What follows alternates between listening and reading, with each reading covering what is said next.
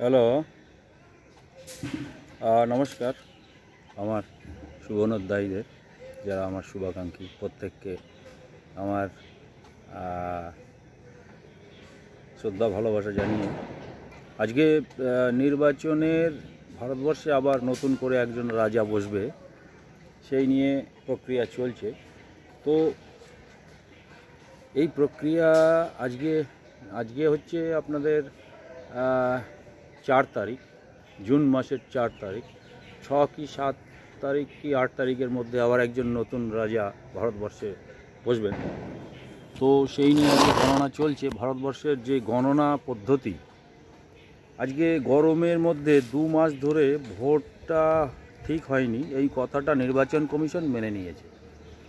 নির্বাচন কমিশন, আমি আজকে অনার্য ভাই বোনদের উদ্দেশ্যে দুটো আমার যে মেসেজ, আমার যে অনার্য বংশের কাছে, অনার্য বংশের হিতের জন্য, অনার্য বংশের মঙ্গলের জন্য যে চিন্তা ভাবনা আমার মাথা থেকে হয়, আমি কিছু আমার বংশের মানুষদের কাছে, ভাই বোনদের কাছে আমি সেগুলো জানিয়ে যাই।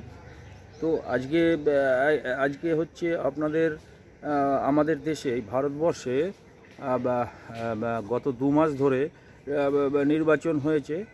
এটা ঠিক হয়নি, এটা নির্বাচন কমিশন মেনে নিয়েছে। ভোট দেয়নি প্রায় 32.5 কোটি মানুষ। 32.5 কোটি মানুষ যে ভোট দিল না, প্রতি ভোটেই কিছু না কিছু কম বেশি ভোট দেয়, ভোট না দেয়, কিন্তু এবার সংখ্যাটা প্রচুর, অনেক।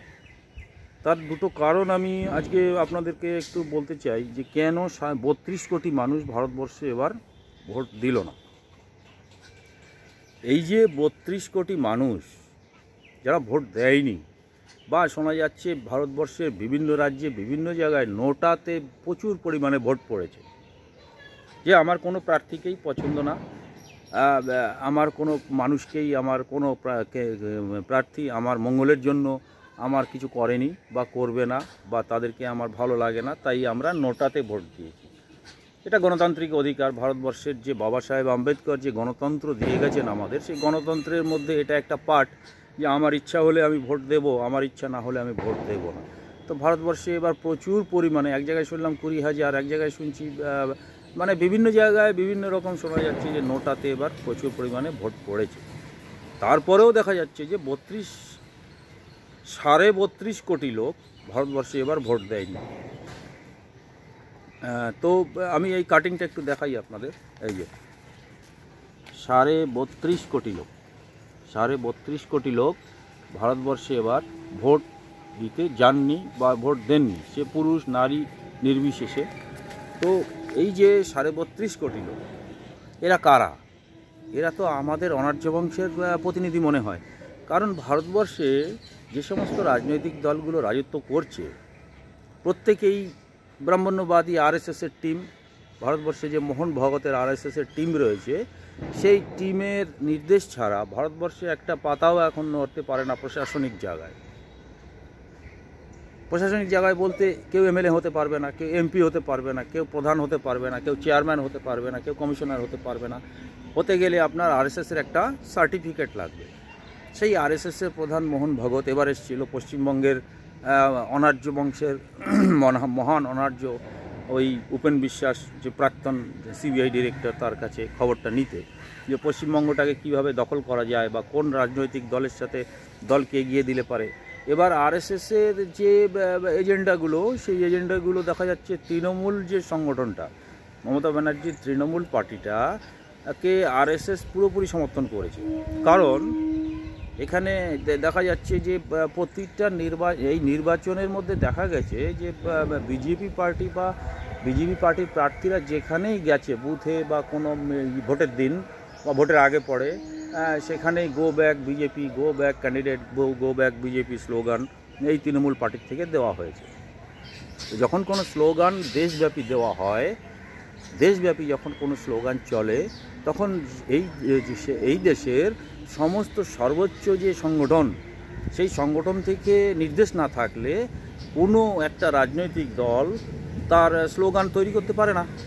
তো এই যে স্লোগানটা, go back BJP, go back candidate, go back BJP, যে স্লোগানটা ছিল, এবার আমি সামান্য একটু এই আমার অনার্য বংশের মানুষদের কাছে এই কথাটা কেন বলছি আজকে, সেটাও বলবো। তো এই গো ব্যাক স্লোগানটা যে দেওয়া হয়েছে, এই গো ব্যাক স্লোগানটা ভারতবর্ষের সর্বোচ্চ অরাজনৈতিক সংগঠন আরএসএস থেকে অনুমোদিত না হলে পারে, অনুমোদন না থাকলে সারা রাজ্যব্যাপী এই কাজটা কিন্তু তৃণমূল, যে আমাদের পশ্চিমবঙ্গের যে তৃণমূল বলে একটা রাজনৈতিক দল চলছে মমতা ব্যানার্জির নেতৃত্বে, সেই রাজনৈতিক দল এবার এটাকে ব্যবহার করেছে। তো এই যে ব্যবহার করাটা, সেখানে ভারতবর্ষের সর্বোচ্চ অরাজনৈতিক যে সংগঠন আরএসএসের মোহন ভগত, এই আরএসএসের মোহন ভগত এবার পশ্চিমবঙ্গে ভোট শুরু হওয়ার আগে এসে উপেন বিশ্বাস এবং ভিক্টর ব্যানার্জির বাড়িতে গেছিলো। এটা আমি আগের দিন বলেছি পশ্চিমবঙ্গের রিপোর্টিংটা নিতে, কেন তো সেই জন্য এবার যে পশ্চিমবঙ্গে যে ইলেকশনটা হলো বা ভারতবর্ষে যে ইলেকশনটা হলো, এতে আমাদের অনার্য বংশের লাভ কী, লোকসান কী? একটা রাজা তো হবে। বিগত বাবা সাহেব যখন সংবিধানটা লেখে তখন থেকে আমাদেরকে পাল্টা গোলাম বানানোর একটা প্রক্রিয়া আমাদের দেশে শুরু করেছিল ব্রাহ্মণ্যবাদী যে সংগঠনগুলো ছিল ভারতবর্ষে। যেমন তখন তৎকালীন কংগ্রেস পার্টি ছিল, তারপরে বামপন্থীরা ছিল, তারপরে এখন বিজেপি পার্টি এসছে, এরপরে তৃণমূল পার্টি থাকবে, নীতিশ কুমার আছে, লালু প্রসাদ আছে, তারপরে দক্ষিণবঙ্গে বিভিন্ন রাজনৈতিক দলগুলো আছে, তারপরে কিছু মুসলিম সংগঠন এবার উঠে এসছে। তো এই যে সংগঠনগুলো, এই সংগঠনগুলো কিভাবে আমাদের এই অনার্য বংশের মানুষদের গোলাম বানাচ্ছে তার একটা প্রক্রিয়া, একটা টু দ্য পয়েন্টে আমি আজকে আপনাদের বলবো যে আমাদের মানুষরা যদি ভোট না দিলে কি হবে? একটা ভোট পড়লেও যার পক্ষে দুটো ভোট পড়বে সে জিতবে। কোনো প্রার্থীর বিরুদ্ধে ভোট কম দিলে কি হবে? প্রার্থীকে হারাতে গেলে বা প্রার্থীর উপরে আপনার রাগ থাকলে সেটাকে সাংগঠনিকভাবে সারা দেশব্যাপী আপনাকে সেটাকে করতে হবে। বর্তমানে যে আমাদের গণতান্ত্রিক অধিকার বাবা সাহেব দিয়ে গেছে, সেখানে ভোট না দিলে, আপনি নোটাতে দিলেন সেটা একটা প্রক্রিয়া, নোটাতে ভোট দিলেন আমার কাউকে পছন্দ না সেটা একটা প্রক্রিয়া, কিন্তু ভোট না দিয়ে এই যে 32 কোটি লোক ভোট দিল না, এতে কি রেজাল্ট দাঁড়ায়? এতে কি বোঝা যায়?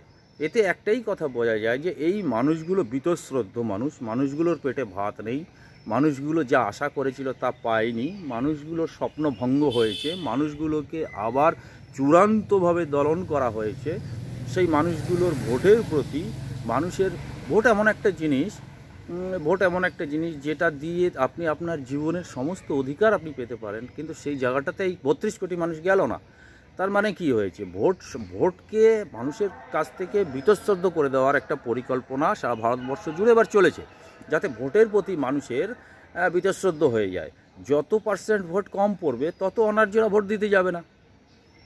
কেন? ব্রাহ্মণ্যবাদী পার্টিগুলোর যারা মাথা, তারা তো আর্য জাতি, এই আর্য জাতির মানুষরা ভোট করবে, আরও অল্প সংখ্যক মানুষ নিয়ে ভোটে জিতে আবার একটা সরকার করবে, আবার একটা রাজা বানাবে। এই প্রক্রিয়াটা ভারতবর্ষে চলছে এবার।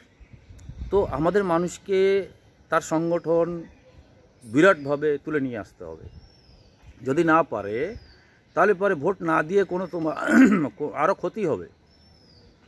আপনার সংগঠনকে বাবা সাহেব বলে গেছিলো, লাস্টে কেঁদে কেঁদে বলে গেছে আগ্রার মিটিংয়ে, যে আমি একটা রথ দিয়ে গেলাম, এই রথটাকে তোমরা ব্যবহার করো, এই রথটাকে তোমরা এগিয়ে নিয়ে যেও, এই রথটাকে না পারো একই জায়গায় রেখো। কিন্তু ভারতবর্ষে দেখা যাচ্ছে বাবা সাহেবের এই কেঁদে কেঁদে যে আগ্রায় মিটিং করেছিলেন, জীবনের শেষ মিটিংটা, সেই কথাটা কিন্তু বিরাটভাবে এবার ধাক্কা খেয়েছে। এই যে আগ্রাতে বাবা সাহেব কেঁদে গেলেন, তার কোনো মূল্য কিন্তু এবার অনার্যরা দিতে পারলো না। কারণ অনার্যদের যে সংগঠনটা ভারতবর্ষে চলছে বর্তমানে, ওই কি বহুজন সমাজ পার্টি না কি সমাজ পার্টি, অনেকে বলে, মিডিয়াতে শুনি সমাজবাদী পার্টি, অনেক সময় শুনেছি হাতি পার্টি, অনেক সময় শুনেছি বহুজন সমাজ পার্টি। তো এই যে সংগঠনটা অনার্যদের চলে আসছে, এই অনার্যদের সংগঠনটা ভারতবর্ষে কি কাজ করলো এবার অনার্যদের সংগঠনের একটু হিসাবটা দেখা যাক। দেখলাম ভোটের আগে অনার্যদের যিনি সর্বভারতীয় নেতৃত্বে রয়েছেন, যাকে মান্যবর কাঞ্চিরামজি, আমার শ্রদ্ধেয়, আমার বিশেষ শ্রদ্ধেয়, কারণ সে আমার বংশের ইতিহাসকে এগিয়ে নিয়ে যাওয়ার জন্য জীবন দান করেছিল। তো তার সাথে বহু মানুষ ভারতবর্ষে জুড়ে ছিল। কাশিরামজিকে বিশ্বাসযোগ্যতা অর্জন করতে হয়েছিল প্রায় 14, 15, 16, 20 বছর ধরে সারা ভারতবর্ষের কোনায় কোনায় গিয়ে মানুষের বিশ্বাসযোগ্যতা অর্জন করতে হয়েছিল। কিন্তু তার পরবর্তী ক্ষেত্রে কাশিরামজি যাদের হাতে দিয়ে গেলেন এই সংগঠনের কাজটা, তারা কাশিরামজির নামটা তো এখন মনে হয় কাশিরামজিকে ব্যবহার করে তারা এমন একটা জায়গায় পৌঁছে গেছে যারা নিজেকে কাশিরামজির থেকে বেশি মনে করে যে বুদ্ধিমান। দেখা গেল এবার ইলেকশনের আগে ভারতবর্ষে যে অনার্যদের সংগঠনটা আছে, এই সংগঠনের মাথায় একজন মহিলা, বয়স্ক মহিলা রয়েছেন, উত্তরপ্রদেশে 4 বার মুখ্যমন্ত্রী হয়েছেন। কিন্তু তিনি কি করলেন? তিনি ইচ্ছাকৃতভাবে দুটো জিনিস ঘটিয়েছেন। একটা ঘটিয়েছিলেন যখন নটবর সিং হরিয়ানার মুখ্যমন্ত্রী হয়েছিল, আমার খেয়াল আছে এইটা, এই জিনিসটাকে নটবর সিং যখন হরিয়ানার মুখ্যমন্ত্রী থেকে কংগ্রেস পার্টি থেকে বসে যায়, তখন বহুজন সমাজ পার্টিতে এসেছিল এবং উত্তরপ্রদেশে মায়াবতীজি একটা বিরাট র্যালি করেছিল। সেখানে একটা বন্ধ খামের মধ্যে একজনের নাম লিখে উনি ডিক্লেয়ার করেছিল, বন্ধ খাম ছিল সেটা, বন্ধ খামের মধ্যে। এটা আমার অনার্য বংশের ইতিহাসের কথা বলছি আমি, এবারে নির্বাচনের নিরিখে। তো এই যে বন্ধ খামের ভিতরে যে নামটা উনি লিখেছিলেন এবং ঘোষণা করেছিলেন যে ভারতবর্ষের আমার উত্তরাধিকারী এই খামের মধ্যে থাকলো, যেদিন আমি থাকবো না সেদিন এই খামটাকে খোলা হবে এবং সেই নামটাকে সামনে নিয়ে আসা হবে। পরের দিন সকালবেলায় সেই খামটাকে আবার নিজে হাতে ছিঁড়ে ফেলে দেয়। এটা উত্তরপ্রদেশে একটা বিরাট ঘটনা হয়েছিল। ভারতবর্ষে অনার্য মানুষের, অনেক মানুষের মনে তখন একটা শঙ্কার বীজ তিনি নিজে বপন করেছিলেন। পরবর্তী ক্ষেত্রে সেই বিশ্বাসটা মানুষের কাছে, যে 20 বছর ধরে কাঞ্চিরামজি দুয়ারে দুয়ারে গিয়ে না খেয়ে ভিক্ষা করে করে, সাইকেল র্যালি করে, হেঁটে হেঁটে উনি যে আমাদের সমাজকে যে তার নিজের জীবনের যে সমস্ত কিছু দিয়ে গেল, তার জীবনের একটা মানুষের শরীরের যতগুলো পশম থাকে, লোম থাকে, ততগুলো উনি ত্যাগ করেছে, ততবার উনি আঘাত পেয়েছে, ততবার উনি নিজেকে শুধরিয়ে আবার সামনে দাঁড় করিয়ে আবার সেই সংগঠনকে এগিয়ে নিয়ে গেছে। তো এই কাজ থেকে যার হাতে দায়িত্বটা দিয়ে গেল, মায়াবতীজি কী করলেন? প্রথমে খামের মধ্যে একটা নাম লিখলেন, তারপর সেই খামটা ছিঁড়ে ফেললেন, আবার নিজে সেই সংগঠন নিজে হাতে নিয়ে চালানোর পরিকল্পনা করলেন। এবার কি দেখা গেল? 2024-এর ইলেকশনের আগে উনি আবার উত্তরাধিকারী ডিক্লেয়ার করলেন তার ভাইপো আকাশ আনন্দকে। এই কাজটা বিশ্বাসযোগ্যতা থেকে অনেক দূরে নিয়ে গেল তাকে। এই যে বিশ্বাসযোগ্যতা, আজকে দেখা যাচ্ছে কাঞ্চিরামজি যে সংগঠনটা তৈরি করেছিলেন, সেই সংগঠনে ভারতবর্ষের জেলা কমিটির নিচে কোনো কমিটি নেই। সেই সংগঠনের জেলা কমিটির নিচের কোনো কমিটি নেই, কোনো লোকজন নেই, কিন্তু মানুষ আছে, ভোটার আছে, তাদেরকে সংগঠনের সঙ্গে যুক্ত হতে দেওয়া হয়নি। আবার সংগঠনে ইলেকশনের আগে তার কাঞ্চিরামজির মান্যবর কাঞ্চিরামজির উত্তরাধিকারী পরে যে বহিনজি কী করলেন? তার ভাইপোকে নিয়ে আসলেন, সামনে দাঁড় করালেন, আবার সেই ভাইপোকে আবার কেটে দিলেন। তো এতে অনার্য বংশের যে সংগঠনের মাথা, বুদ্ধিজীবী, অনার্য বংশের মানুষরা যাকে জান প্রাণ দিয়ে যার জন্য খেটেছে, যাকে নিয়ে আশা করে যে আমাদের বংশকে উন্নত জায়গায়, উন্নততর জীবনে আমাদেরকে নিয়ে যাবে, সেই মায়াবতীজি যদি নিজের বুদ্ধিভ্রষ্ট হয়,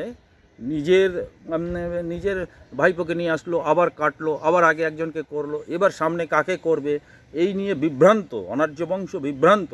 বিগত এই পশ্চিমবাংলার কথাই বলি, পশ্চিমবাংলায় বিগত বিধানসভা নির্বাচনের পর থেকে যেভাবে সংগঠন বা অনার্য বংশের ইতিহাসকে লেখা হয়েছে, অনার্য বংশের যে ভদ্রলোক দিল্লি থেকে আসতেন বহেনজি বা মায়াবতীজির নির্দেশকে এখানে হাতে কলমে প্রয়োগ করে দেখাতে, সেই ভদ্রলোক বিগত বিধানসভা নির্বাচনের পর থেকে যা করেছেন, তার ফল তো আমাদের অনার্য বংশকে পেতেই হবে। অনার্য বংশের ঘরে ঘরে সেই বার্তা তো কম বেশি পৌঁছিয়েছে।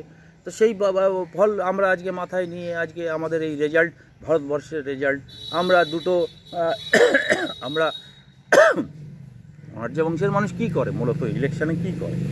অনার্য বংশের মানুষরা আশা করে থাকে একটা টোটো চালাবো, তার একটা লাইসেন্স যদি আমার পাড়া কমিটির দাদারা দিয়ে দেয়, তার জন্য আমি একটা ভোটটা দিয়ে দেবো। কী করে? ড্রেনের উপরে যদি আমার ছোট্ট একটা পানের গুমটি দিতে পারি, তাহলে আমার কম করে সেই ভোটটা আমি সেই দাদাদের দেবো। যদি আমি একটা ফুটপাতের উপরে একটা প্লাস্টিক পেতে একটা ছোট্টখাট্টো একটা ব্যবসা করতে পারি, বা রেল লাইনের যদি রেলের যদি একটা হকারি করে যদি নিজের পেটটা চালাতে পারি, বা এই ছোটোখাটো রিক্সার একটা লাইসেন্স বের করতে পারি, বা কোনো রকম একটা জীবনযাপনের একটা রাস্তা আমার বেরিয়ে যায়। আজকে পশ্চিমবঙ্গ তথা ভারতবর্ষের অনার্য বংশের ছেলেমেয়েরা ইসরায়েলে গেছে বোম খেতে। ভারতবর্ষের গভর্নমেন্ট ইসরায়েলে পাঠিয়েছে 25,000 ছেলেকে। তরতাজা আমাদের অনার্য বংশের যৌবনকে ইসরায়েলে যুদ্ধ করে, যেখানে যুদ্ধ হচ্ছে, সারা বিশ্বব্যাপী যুদ্ধের অঙ্গ ইসরায়েল, সেখানে পাঠিয়েছে, যুদ্ধক্ষেত্রে পাঠিয়েছে। তারা কেন গেছে? তারা নিজের পেটকে বাঁচাতে, তারা নিজের মা বোনকে বাঁচাতে। তারা অসহায় হয়ে আজকে ভারতবর্ষের গভর্নমেন্ট, কারা? এই আরএসএসের গভর্নমেন্ট, যাতে এই 25,000-এর মধ্যে যদি 5,000-ও মেরে ফেলা যায়, ওখানে বোম ফম খেয়ে মরে গেল, তাহলে কিছু অনার্য কমলো। যেমন কোভিডের ইঞ্জেকশন, আজকে শুনছি কোভিডের ইঞ্জেকশানে কাটমানি বিজেপি পার্টি পেয়েছে। আজকে শুনছি কোভিডের ইঞ্জেকশনের যে কোম্পানি ইলেকশন বন্ডের মাধ্যমে ঘুষ দিয়েছিল, সেই কোম্পানির নামে ব্রিটেনের কোর্টে কেস হয়েছে। সেখানে স্বীকার করা হয়েছে যে ইন্ডিয়া গভর্নমেন্ট এটা কীভাবে ব্যবহার করেছে। যারা কোভিডের ইঞ্জেকশন নিয়েছে তারা আজকে হাতে হাতে ফল পাচ্ছে, তাদের শারীরিক দুর্বলতা, তাদের মানসিক দুর্বলতা। এইভাবে আমাদের আর্য বংশকে শেষ করা হচ্ছে। আর আর্য বংশ কী করে? ইলেকশন আসলে রাজা হয় তারা চিন্তা করে সুইস ব্যাংকে আমার কত টাকা ঢুকাতে পারবো, কীভাবে এই ভারতবর্ষের সম্পদগুলোকে আমরা বেচে বেচে সেই টাকাটাকে সুইস ব্যাংকে ঢোকাবো। এই জন্য তাদের রাজনীতিটা। আজকে আরএসএস পশ্চিমবঙ্গে দেখা যাচ্ছে মমতা ব্যানার্জিকে সাপোর্ট করেছে, যে রিপোর্টিংটা উপেন বিশ্বাসের কাছ থেকে নিয়ে গেছিলো তার পরিপ্রেক্ষিতে। তো দেখা যাচ্ছে একটা পার্টি যদি না থাকে বা 2-3টে পার্টি যদি একটা রাজ্যে থাকে, তাহলে পরে তাদের কাটমানিটা 2-3টে জায়গায় ভাগ হয়ে যায়। আর একটা যদি পলিটিক্যাল পার্টি থাকে, তাহলে ডাইরেক্টলি সেই টাকাটা সুইস ব্যাংকে ঢুকে যাচ্ছে। তো এই জন্য এই যে ব্যাপারগুলো আছে, এগুলো খুব হাই লেভেলের ব্যাপার। আজকে আমাদের অনার্য বংশের যে ইতিহাস, এই ইতিহাস যেখানে গিয়ে দাঁড়িয়েছে, আজকে আমরা পচে চাল খাচ্ছি, তবুও আমরা ভোট দিচ্ছি। কিন্তু বীতশ্রদ্ধ হয়ে এবার 32 কোটি লোক ভোট দেয়নি। কাঞ্চিরামজি যে সংগঠনটা শুরু করেছিল, তার উত্তরশ্রী মায়াবতী আজকে সারা ভারতবর্ষে হয়তো কি সিট পাবে কি না পাবে, নিচে তলার তো কোনো মানুষকে সে পাগল বলতে গেলে। ভারতবর্ষের যে উত্তরপ্রদেশের যে মানুষ, আজকে উত্তরপ্রদেশের যে যাদের বলা হয় চামার গোষ্ঠী, সেই চামার গোষ্ঠী ডিস্ট্রিক্ট লেভেলের নিচে কোনো কমিটি নেই। আজকে ডিস্ট্রিক্ট লেভেলের নিচে কোনো মানুষকে জোড়া হয়নি, লিডারশিপকে গ্রোথ করা হচ্ছে না। লিডারশিপ যদি বহুজন সমাজ পার্টিতে বা অনার্য বংশের লিডারশিপ না থাকে, লিডারশিপকে জোর করে যদি গলা টিপে যদি মায়াবতী এবং বিভিন্ন রাজ্যের যারা প্রেসিডেন্ট হয়ে বসে আছে, তারা লিডারশিপকে যদি গলা টিপে শেষ করে দেওয়া হয়, নিজের স্বার্থের জন্য যদি সমাজের স্বার্থকে জলাঞ্জলি দেওয়া হয়, নিজেকে যদি মহান বলা হয়, মহাপুরুষের মিশন চলছে, এটা মহাপুরুষ তো চুপ করে বসে থাকবে না। মহাপুরুষ তো একদিকে বেরোবে। আকাশ আনন্দকে রাখতে পারলো না কেন মায়াবতী তো এত ট্যালেন্টেড ছিল, তাকে সমাজ মেনেছিল, কিন্তু সে আকাশ আনন্দকে কেন রাখতে পারলো না? সে বিলেত থেকে রাহুল গান্ধীর মতো বিলেত থেকে পাশ করিয়ে আনলো। রাহুল গান্ধী বিলেত থেকে এসে আজকে প্রধানমন্ত্রী হওয়ার জন্য লড়াই করছে। তো মায়াবতী যদি মনে করে আকাশ আনন্দ তাই পেরে যাবে, সেটা তো সম্ভব না, এটা হতে পারে না। কেন? আকাশ আনন্দের যে বীজ, এটা অনার্য বীজ, আর রাহুল গান্ধীর যে বীজ, এটা হাইব্রিড বীজ। আর রাহুল গান্ধীর বংশধররা বিদেশ থেকে এসেছিল, তারা আমাদেরকে গোলাম বানিয়েছে 10,000 বছর ধরে। কিন্তু মায়াবতীর বীজ বা রাহুল গান্ধীর বীজ তো এক না। তা আকাশ আনন্দকে সেই লন্ডন থেকে পাস করিয়ে এনে এখানে যদি মনে করে যে প্রধানমন্ত্রীত্বের লড়াইতে তাকে নিয়ে যাব, বা অন্য কোনো লিডারশিপকে আর আমি সামনে আসতে দেব না, এই পরিকল্পনা আমার মনে হয় যে বিগত 10-15 বছর ধরে সারা ভারতবর্ষের সমস্ত নিচু তলার যত মানুষ ছিল, যারা ভোটার বলা হয়, যারা কাঞ্চিরামজির সাথে আজীবন নিজেকে ওতপ্রোতভাবে জড়িয়ে দিয়ে গেছে, সেই সব সৎ মানুষগুলোকে আজকে উত্তরপ্রদেশ থেকে সারা ভারতবর্ষে, পশ্চিমবঙ্গেও তাই, হ্যাঁ সারা ভারতবর্ষে, যখনই এখানে ওই সেন্ট্রাল মেম্বার যিনি আছেন পশ্চিমবঙ্গের, তিনি আসতেন, আমি যেটা শুনেছি, আমার তো অত বুদ্ধি নেই, তিনি এখানে এসে বারে নাকি বলতেন যে মায়াবতীজির অর্ডারে আমি সব করছি। তো আমরা মেনে নিতাম, পশ্চিমবঙ্গের মানুষ মেনে নিয়েছে। তো সেই মেনে নেওয়ার যে রেজাল্টটা, সেটা কিন্তু এবার আমরা দেখতে চাই যে মায়াবতীজি যে মায়াবতীর অর্ডারটা যে মানার পরে অনার্য বংশ কোথায় গিয়ে দাঁড়ালো, অনার্য বংশের কতটা হিত হলো, কতটা ক্ষতি হলো, সেটা আমরা এবার একটু দেখতে চাই। তাই সাথী, অনেক কথা বলার ছিল, দেখা যাক রেজাল্টে ভারতবর্ষের অনার্যদের ভবিষ্যৎটা। আমরা 2টো চালের জন্য ফ্রি চাল খাচ্ছি, এবার হয়তো চালটা আরও পোকাযুক্ত হবে। কারণ বিগত লোকসভায় তাও অনার্য বংশের 2-1জন প্রতিনিধি হয়তো ছিল পার্লামেন্টে, আমরা একটু খবরাখবর পেতাম, কিন্তু অনার্য বংশ হয়তো আর সেই খবরগুলো পাবে না। তাই সাথী, অনার্য বংশের যে বিরাট দুর্দিন এলো, এর কারিগর আমার মনে হয় অনার্য বংশ নিজেই। অনার্য বংশের যিনি কাণ্ডারি, তিনি জোর করে গলা টিপে অনার্য বংশকে আমার মনে হয় শেষ করে দিচ্ছেন। তাই আমার মনে হয়েছে যে আজকে যদি 1টাও 2টোও 4টে 5টাও যদি আমাদের এমপি এমএলএ না থাকে, তাহলে পরে এই অনার্য বংশের লড়াইটা তো ওই যে 32 কোটি ভোট দেয়নি, এরপরে হয়তো 60 কোটি ভোট দেবে না। আমরা হয়তো মানসিকভাবে পাগল হয়ে যাবে মানুষ, আমাদের সমাজের মানুষ, বা মানসিকভাবে হয়তো অনেকে পাগল হয়ে গেছে। এর জন্য দায়ী কিন্তু এই অনার্য বংশের লিডারশিপ, এবং অনার্য বংশের লিডারশিপ যদি এতে আনন্দ পেয়ে থাকে তাহলে আমার খুব ভালো লাগবে। অনার্য বংশের যে লিডারশিপ যদি আমার এই বক্তব্য শুনে যদি দুঃখ পেয়ে থাকে তাহলেও আমার ভালো লাগবে, কারণ আমি অনার্য বংশের মঙ্গল চাই। অনার্য বংশ যেদিক দিয়ে এগিয়ে যাবে তাতেই আমার আনন্দ। জয় মহাপুরুষ, জয় মহাপুরুষ, জয় মহাপুরুষ।